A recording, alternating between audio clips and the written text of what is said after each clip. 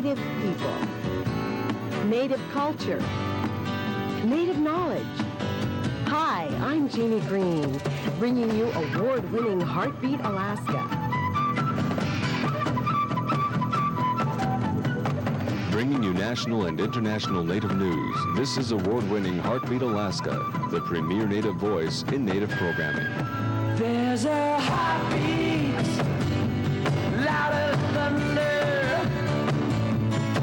revolution is in the air. There's a heartbeat deep inside our mother. Are you too cool to count? With Heartbeat Alaska, here's Jeannie Green. Hello, everyone, and welcome to Heartbeat Alaska. Hello to our new viewers across Canada over the APTN network. So glad to have you with us. Today we travel to northwest segment of Alaska, to the land area around the village of Bering, Alaska. It's going to be a fabulous show. Don't go away. And Heartbeat Alaska also visits the beautiful community of Hydaburg, Alaska. Heartbeat Alaska is made possible with financial support from Blue Cross Blue Shield of Alaska, providing quality health care service to Alaskans since 1957. We're here, we're with you.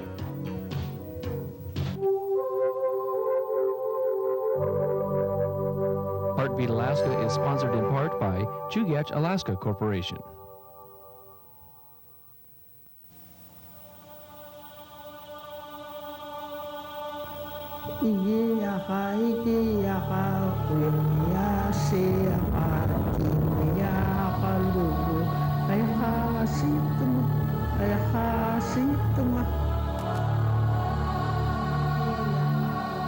You will find a country beyond that mountain.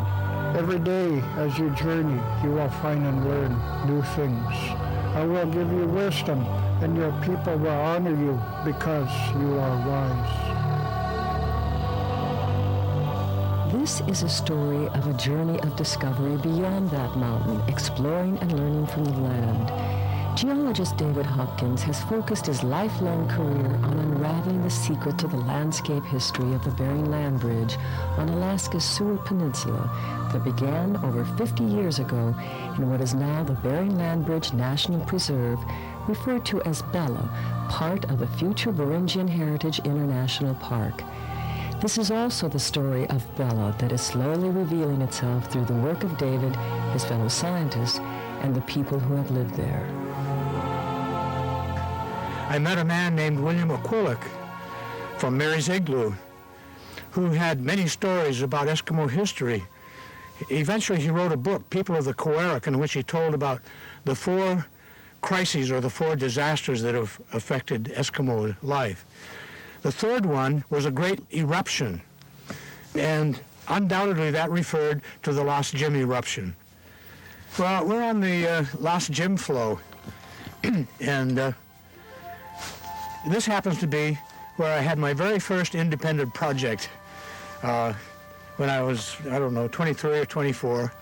I was sent up here to study permafrost, and nobody had studied permafrost in the U.S. before, so nobody told me how to study it.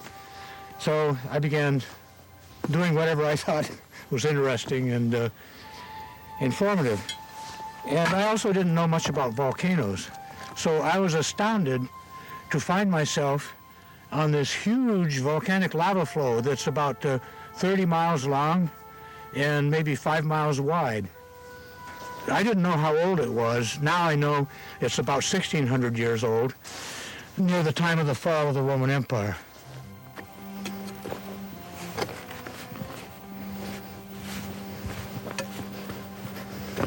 So here's a lava tube in cross-section that you can see in this collapse. This is how this flow got so long. It was insulated from the open air by a thick top of lava that had already cooled and crystallized, so the lava could flow 30 miles without losing much heat through these tubes. The ancient volcanic flows initially studied by Dave in the Imric Lake area provided the building blocks for the prehistoric Inupiaq to construct their winter dwellings, hunting blinds, and meat storage caches. Two ancient volcanic twin calderas in this region have been an important geological feature for the Inupiaq over the centuries. Along with these, there are spectacular groups of stone monuments that perhaps mark the boundaries between distinct cultural territories in late prehistoric times. In 1985, we found this rodent burrow, and we found charcoal that had been dug up and kicked out from under the wall. And so the radiocarbon date of that charcoal is about 300 years before present. So it suggests that this may have been utilized in the 17th century. Cairns of lava rock were built for caribou drive lines called Inuksut. Caribou were driven through this trough into the caldera, a natural corral during fall hunts. Archaeological sites here dating back 5,000 years ago show the area's long-standing importance to indigenous peoples. By the mid-1800s, caribou disappeared from this landscape for reasons not totally understood. This was a hardship for the people, so domestic reindeer were brought to the region in the late 1800s, changing traditional subsistence lifestyles of the hunter-gatherers to include that of herding. Each summer, a variation of the ancient pursuit of caribou is carried on, only today it is the annual reindeer roundup. Dan Karmun was born in Deering and has participated in Deering's annual reindeer roundup since his childhood. I think it's been quite an experience, a learning process that's been passed on to at least my family members that's been in the reindeer business, that's been passed on from my father since 1916.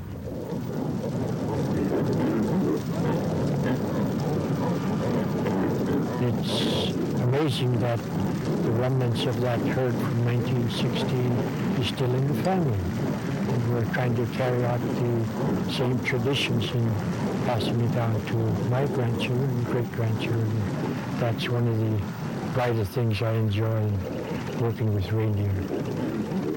It's a practice that I make a part of my life because it seems like every time I go to it, I'm revitalized in my whole body just because being at a reindeer handling, just bringing back memories of how I was raised up.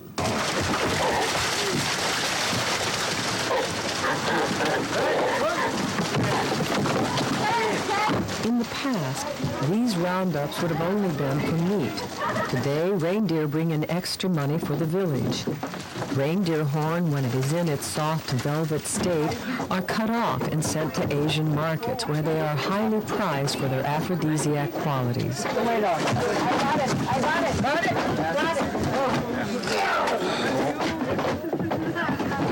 It's been the practice, especially with the community of Deering that I know of, and there's other communities on the peninsula that also enjoy that same thing in having the people working together and learning together on the way that you should handle reindeer.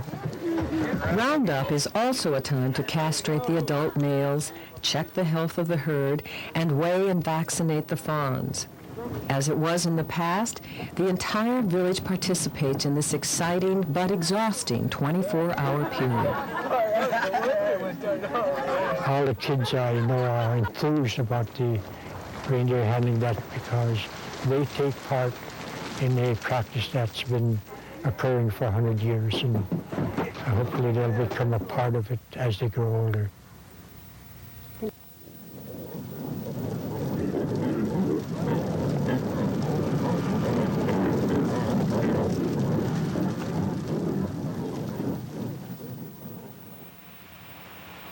The village of Deering lies on the shores of Kotzebue Sound at Cape Deceit.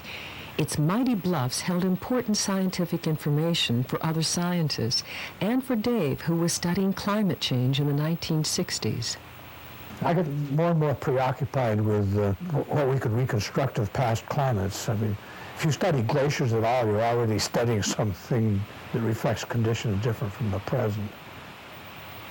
John Matthews did a study of Cape Deceit about that time. That was a pioneering paleoecology study of based on insects, seeds, spruce needles, and all kinds of stuff like that.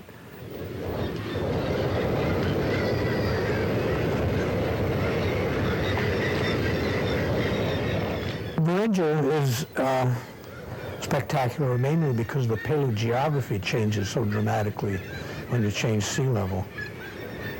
The amount of land changed enormously, the distance to the sea changed enormously, and the climatic consequences of this were very drastic.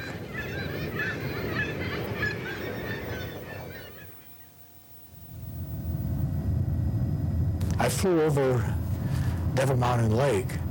There were two intersecting oval lakes, and concluded it was a meteor crater. Well, finally, John Cross landed me on the beach of Devil Mountain Lake, and it was immediately obvious that it was a volcano, a volcanic maar, an explosion crater. The Devil Mountain Maar, a rimless volcanic crater, is the largest maar in the world.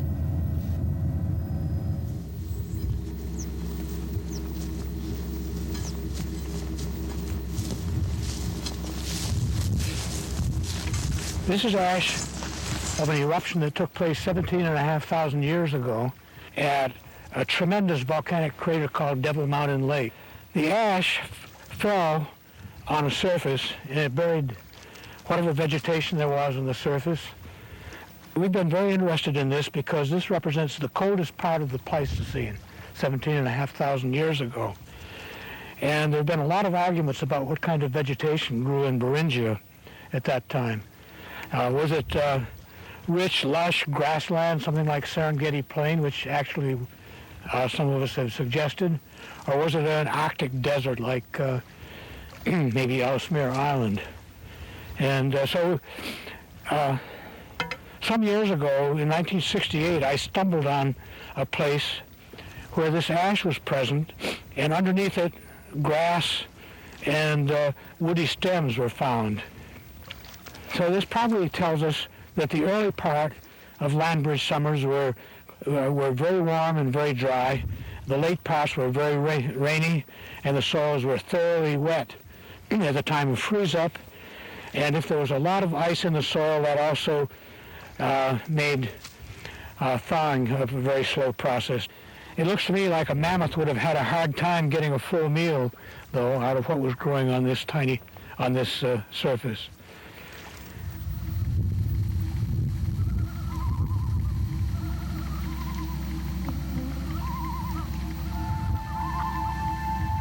Sometime after the eruption of the Devil Mountain volcano, the first people crossed the land bridge into North America.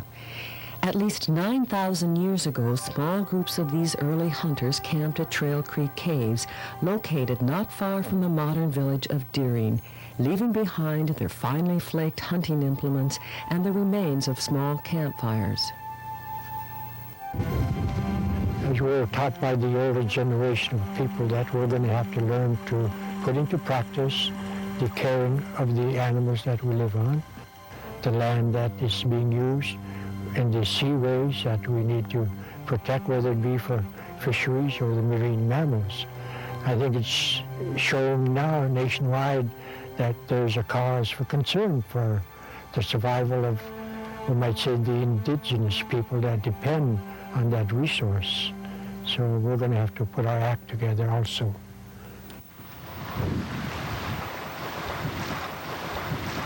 It happened at Cape Deceit. There's a place where we can see in cross-section a forest that's 2 million years old, and we know that the timberline tree in those days was larch or tamarack, not spruce. These kinds of things are things that we can learn here. We can learn about the history of the climate. It behooves us to do that because, in fact, the climate is changing, partly due to human effects and partly not. But I think we really need to know what can happen and a little bit about the rate at which it can happen, so just so that we can be ready, so we can survive big changes.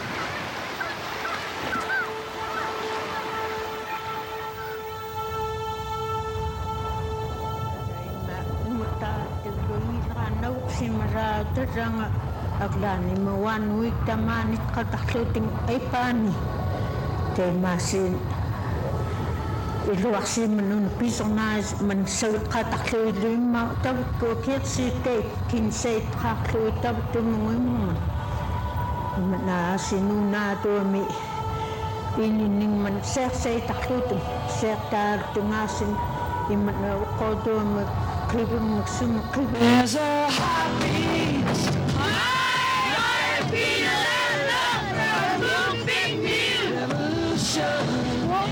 Hi, Jeannie.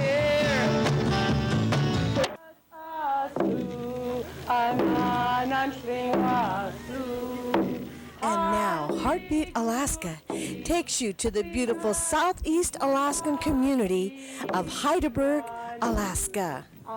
Hydaburg, Alaska is located on the Prince of Wales Islands in southeast Alaska. It was founded in 1911 by the consolidation of 3 former Indian villages, Haukan, Klinkwan, and Sukwan. The native village of Hydaburg was established by the government to provide for one central school. The community is composed of about 95% Haida Indians, whose ancestors came from Queen Charlotte Island of British Columbia. Hydaburg claims uniqueness as the only Haida village in the United States, although there are many Haidas in other Alaska villages. The Haidas are a proud and strong people. Theirs is a rich cultural Today was Haida history. Day in Hydaburg, and it was just a day we've had for 18 years now, on May 18th every year, and it's just a sharing of the culture. And this year it was all new with the teachers. Sherilyn did an outstanding job, really an outstanding job. But it's just a way of sharing the culture with the children and having a fun day together with the village. And I can't even express to you that the enthusiasm of one person like Sherilyn, how much it showed up at that school today. And that's just one super dynamic person that has come home and made things just beautiful.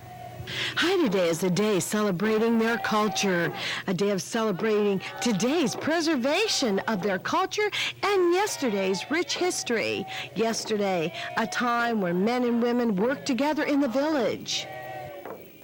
Women gathered roots and berries, seaweed, and materials for basketry.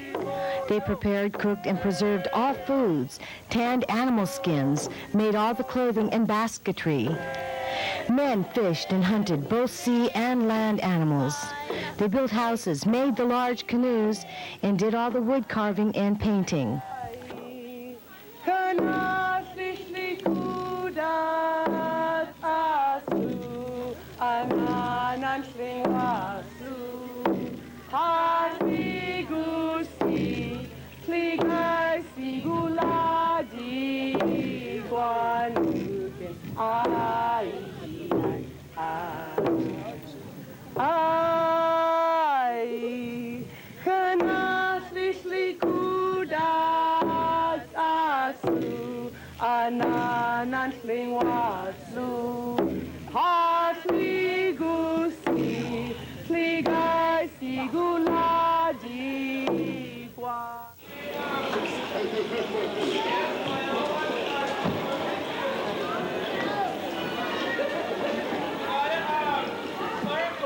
Clara Natkong, our first living cultural treasure.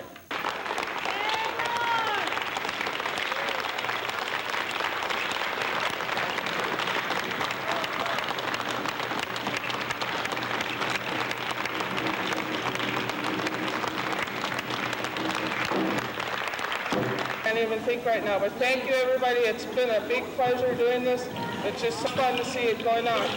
And now we're going to do our exit song, and we'd like you all to join us for lunch out in the lobby after.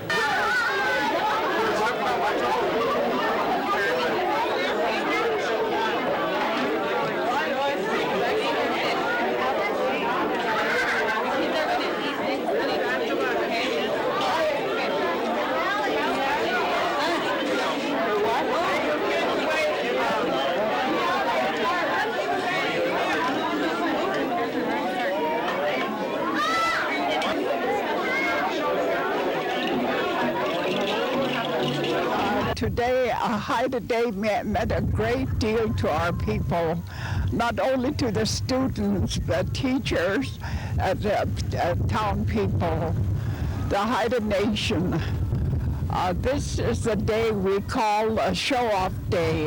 The earliest recorded contact between Haida and Europeans was in 1774, when the Spanish explorer Juan Perez reached the Queen Charlotte Islands and traded with Haida Indians there. He was met by these canoes, some 50 feet long. It must have been a formidable sight. In some Haida oral traditions, there are stories of voyages to Hawaii. Historic time is often known by first contact with Europeans. But Northwest Coast Indians had a vibrant history and kept oral historical records long before the arrival of the Europeans.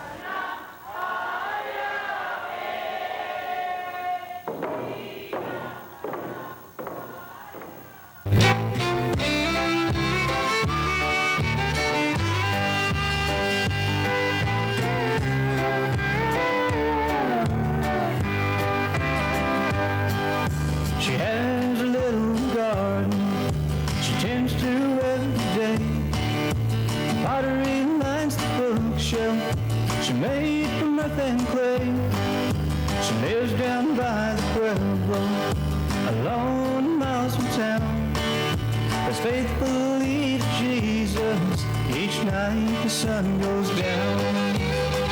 She's from the desert, where the mesas lie. Magdalena, love will blossom under turquoise skies. Magdalena, do you know your beauty's mentioned in the native songs of New Mexico?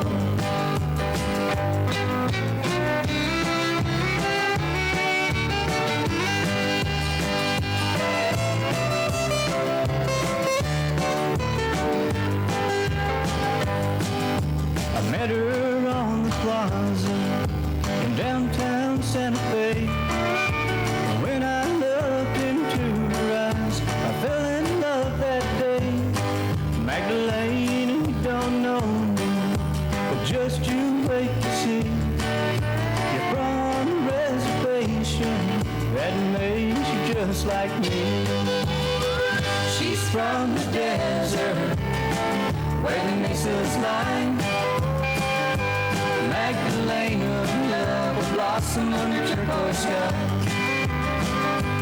Magdalena, do you know your beauty's mentioned in the native songs of New Mexico?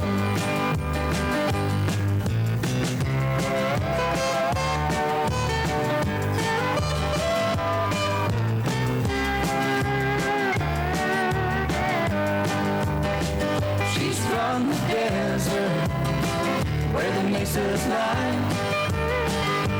Magdalena, love will blossom under turquoise skies.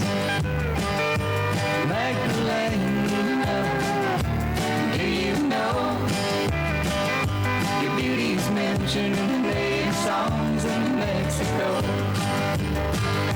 Your beauty's mentioned in the native songs of New Mexico.